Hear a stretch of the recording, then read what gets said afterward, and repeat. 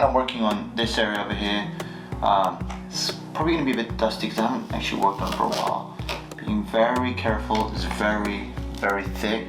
I'm just going to go on the dry areas lightly, just trying to pick up any of that dirt that that's probably been accumulating over here. So I've kind of like not been working on any painting for a couple of days now. Paint brushes that I have over here, something very soft. I'm going to clean that area as well because not everything was picked up. Make sure any areas I'm working on have to be nice and clean. So that's the purpose of me just doing this before I begin anything. Okay, so I've already put down my paint, ready to start working,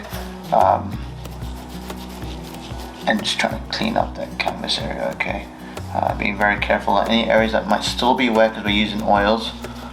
It's going to take a while for most of it, but it's generally dry to the touch, and that's because I've been using Liquin Medium. Okay, so that's the Liquin over here.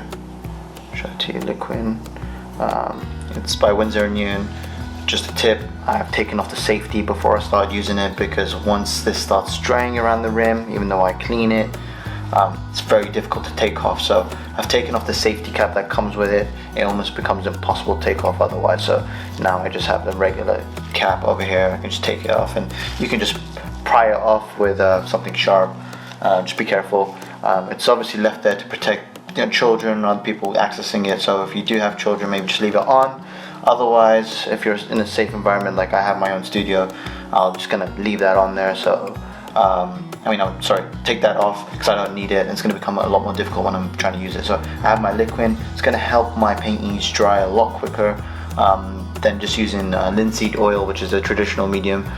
So I've been using Liquin for a while. I kind of like it a lot. Okay, so I'm just going to start working on, ideally going to maybe start working on some of the fine details here, over here. If I need to go redefining the reds, I've left some marks here because I'm going to go a bit lighter, redefining the borders of the bus, things of that nature. Okay, so we're going to begin. So like I've explained, I've been using this this brush. It's very, very nice. It's a thin long tip. The long tip allows me to use finer details. The short tips are good for small details, but they'll still bulk up a lot of paint. So on the very end of this tip, I can kind of use very fine amounts. Tip is always as well to try to gauge your color before you start working on the on your drawing, because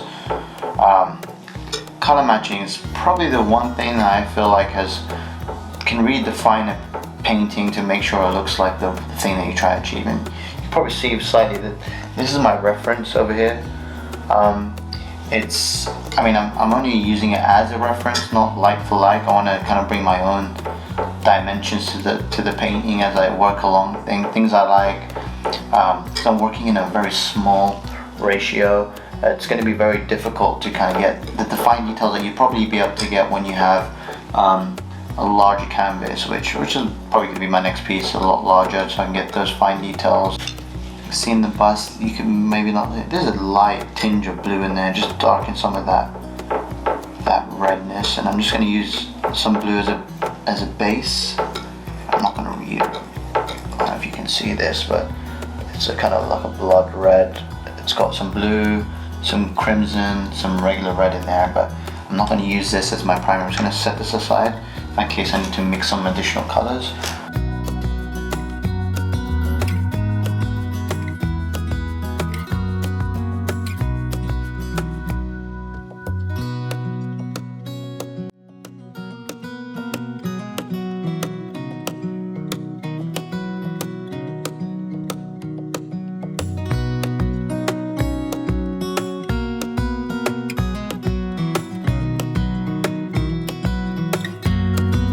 Deep in the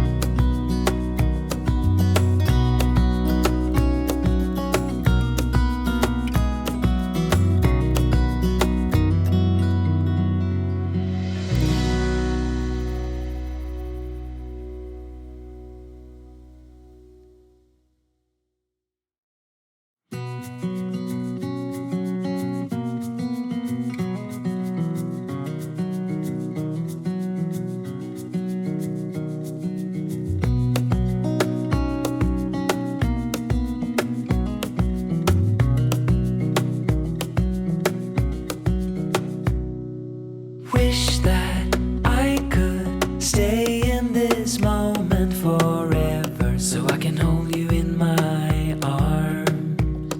I will carry you on my shoulders as long as I'm able. Scare the monsters under your bed. Deep and abiding, liking for you is all I need. Until my heart gives in, I will do everything I can for you.